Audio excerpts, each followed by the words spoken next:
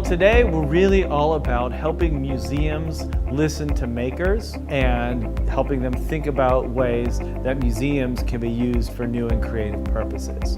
Sometimes they don't recognize that their objects, just in and of themselves, the objects, the stories behind them, can be real inspiration for practical, hands-on making that individual creatives might want to do. The collaboration between the museum and maker came about as part of a European funded project that we are participating in. It's called the Creative Museum Project, and it's exploring how museums and makers can collaborate, co-create and design programs together in engaging with their audiences. Now, how do we get those people to work together? And what kinds of obstacles do we need to overcome in the museum space? What kind of considerations do we want the makers to keep in mind when they come together? That's what we're here to figure out today.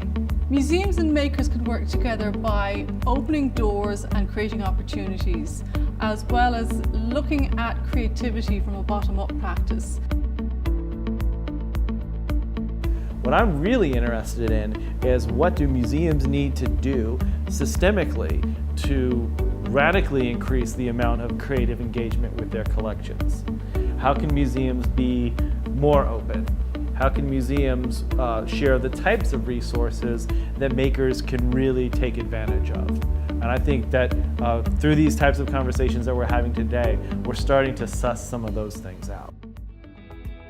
Make, Create, Innovate came across Chester Beatty Library and the work that they do here through a friend, a volunteer at Chester Beatty Library. And through a conversation with Justina and Jenny, Kate and I realised that we had a lot of overlapping interests in terms of how we like to engage young people creatively.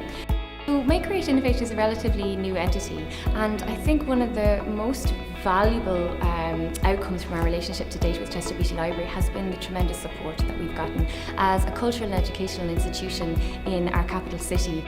Our focus is on STEAM, so it's science, technology, engineering, arts and maths. So I think coming from the background that we come from, which is for me music technology, and with Siobhan is technology and visual art, it was a really nice way to see where that could meet with the artistic obviously endeavour of the Chester Beatty Library.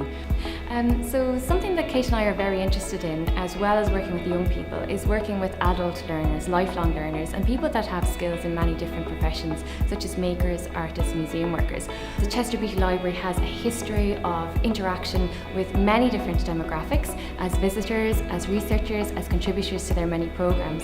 And where we've been particularly inspired is by the very forward thinking in terms of the challenges that the staff set themselves, with Justina and Jenny being so involved as coordinators of the Creative Museums Initiative, working with 6 other organisations across Europe. And one of the things we're most excited about currently is that we're about to embark on a 2-week residency at the Cap Science in Bordeaux, which is one of the 6 institutions in the Creative Museums programme.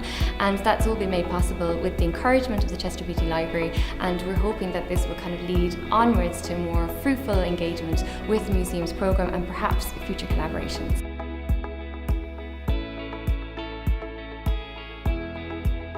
Creativity is fun, is really important in terms of exploring collaboration and to be open to new ideas, because those new ideas from the outside looking in, and as well as the museum, can inject new life in museum programs.